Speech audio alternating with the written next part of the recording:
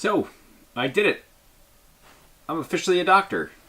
Well, one of those Ph.D. type doctors, not a medical doctor. But I'm pretty close. I mean, no, I'm not. I mean, what am I a doctor of? Cognitive science. So it has a lot to do with how people think. Cognitive psychology is what a lot of people think of immediately, but our program tends to be a little bit more on the techie side. A lot of AI research gets done. My research is actually in the use of cognitive science to reduce loading for visualization tasks. So basically to make interfaces to data visualizations and the actual visualizations themselves easier to understand and apply new technology that will hopefully allow people to better understand much, much more complicated data. Because obviously these days, there's a lot of big data, a lot of complicated data there out there to deal with. And so I proposed a bunch of different methods and proved that people had reduced cognitive load using those methods, even though the methods themselves might be considered to be a little bit more complex than the traditional. We use this thing called the campfire, which we invented a couple of years ago, which is sort of like a panoramic screen, but on a small scale. So it's the size of a campfire or a fire pit. Oops. The idea is that people sit or stand around it, and they can look into it, and it's lit up like a panoramic screen, and there's a floor as well. So there's projections all around the inside. So you can look in it and see it from all these different angles. It's not a hologram, nothing like that. It's all, I wouldn't say flat projection, but it's all traditional projection, but on curved surfaces and a floor.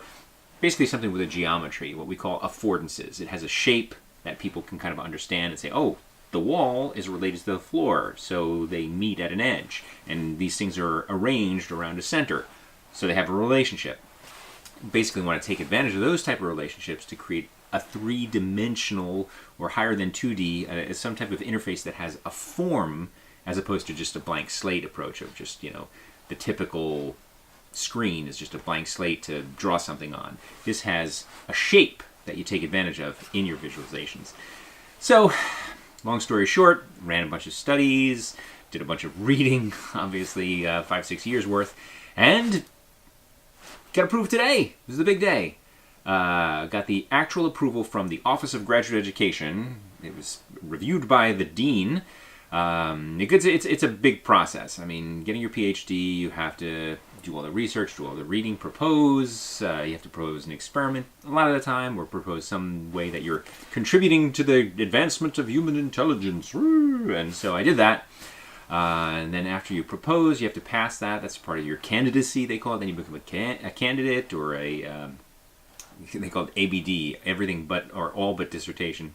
Then you have to write your dissertation, you have to run your experiments, and then you have to get your committee, you have to defend your thesis to your committee, showing that you actually did the work that you proposed in the candidacy and all that kind of stuff.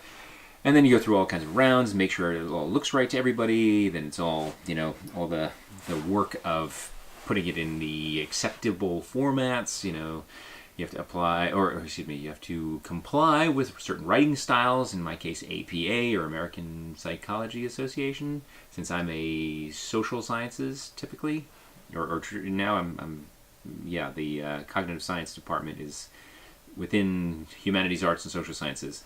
My bachelor's and my master's, though, was in computer and systems engineering, so yeah, I get this kind of very broad mix. I'm a big fan of having an interdisciplinary approach to things. A lot of that is why I enjoy all of the things that I do and the hobbies that I have, and approaching things in different ways. I like applying technology to different things, especially entertainment and experience and music and art, all sorts of ways that kind of go above and beyond boring. Really, I've worked on video games, I've worked on visualization, I've worked on art projects, I've worked on, traditional stuff as well, too. But anyway, enough about me. I just wanted to say, I'm done!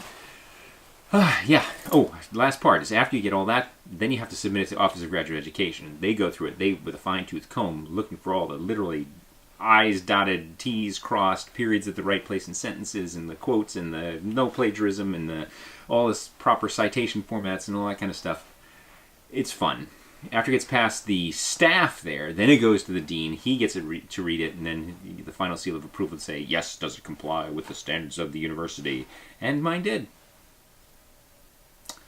So, off to fun other things, and I can tell you about how Lego and little bricks and 3D printing and robots and all that kind of stuff, how that all fed into my dissertation, believe it or not. Because I learned a lot along the way about how to organize things, how to structure things in space, how to deal with complex tasks in space, and we're going to be talking about a lot of them. There's science behind sorting Lego and other stuff.